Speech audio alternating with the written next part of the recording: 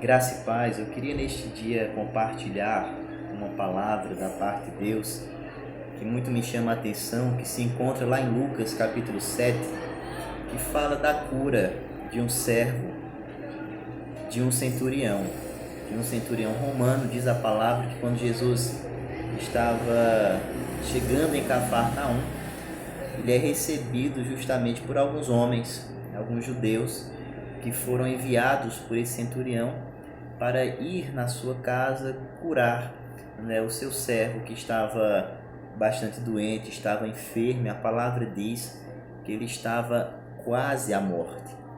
Me chama a atenção que os judeus que foram ao encontro de Jesus, eles insistiram, suplicaram para que Jesus fosse fazer isso, que Jesus fosse ao encontro daquele centurião para assim curar o servo do centurião, no qual ele estimava muito. Diz a palavra do Senhor que quando Jesus estava a caminho, aquele centurião nos surpreende o mestre, porque ele manda algumas pessoas dizendo as seguintes palavras: Senhor, não te incomodes, porque não sou digno de que entres em minha casa. É interessante que a súplica daquele homem era que de fato Jesus fosse curar o seu amigo, mas no meio do caminho, no meio da jornada, quando Jesus estava indo ao encontro para exercer aquela cura, agir com a sua graça, com a sua misericórdia, ele é surpreendido por essas palavras. Mas o que me chama a atenção é que quando ele disse que ele não era digno de receber Jesus em sua casa, ele exerce a sua fé dizendo: manda apenas uma palavra, manda uma palavra e o meu servo será curado, e o rapaz será curado. E é interessante que o que levou este homem a tomar essa atitude foi porque ele tinha ouvido anteriormente falar sobre Jesus. A fama de Jesus já era evidente naquela época, já era evidente em todo o território, em toda a circunvizinhança.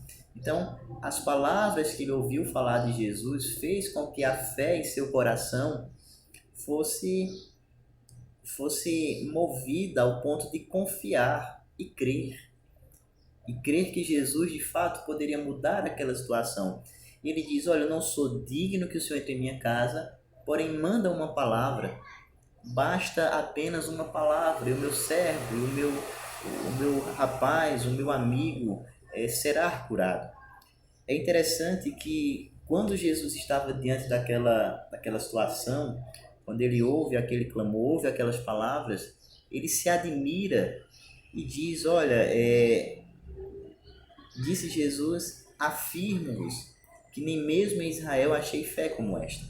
Ele ficou admirado pela confiança, a confiança que aquele centurião, um romano, alguém que de fato não tinha o conhecimento que um judeu, que um israelita tinha a respeito do Messias, de como ele viria. Então aquele homem nos surpreende com a sua fé, nos surpreende, pois ele ouviu falar de Jesus e ele apenas não ficou no ouvir, mas ele exerce a sua fé, colocando a sua confiança que para Jesus, que para Deus, nada é impossível. Diz a palavra que Jesus ele manda de fato essa palavra,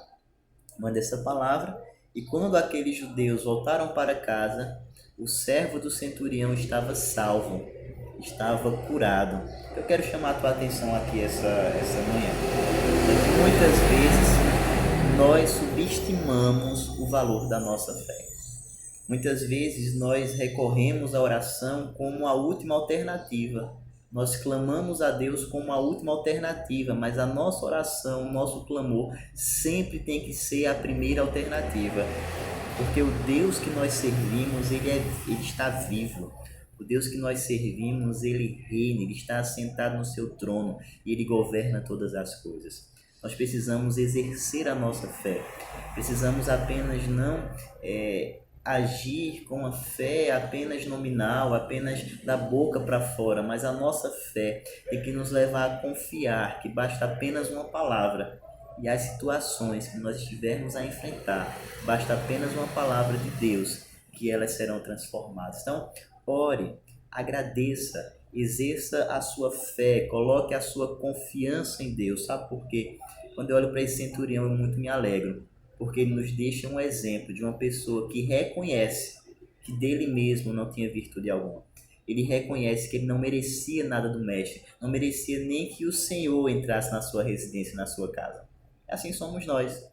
Nós não merecemos, mas Deus ele é tão gracioso para com as nossas vidas, que sempre tem nos enviado palavras, sempre tem nos abençoado com a sua palavra, com os seus milagres, com os seus livramentos. Se nós fôssemos listar cada um deles, certamente passaríamos dias e dias falando das misericórdias de Deus para com a nossa vida. Então, exerça a sua fé, né? Que você possa imitar o exemplo desse homem que colocou a fé na pessoa certa. E a fé sempre tem que ser posta em Cristo Jesus, porque Ele sim é que pode mandar uma palavra para que essa situação ela possa ser revertida e o nome do Senhor venha a ser glorificado na tua vida. Então, reflita nessa palavra em nome de Jesus. Deus te abençoe.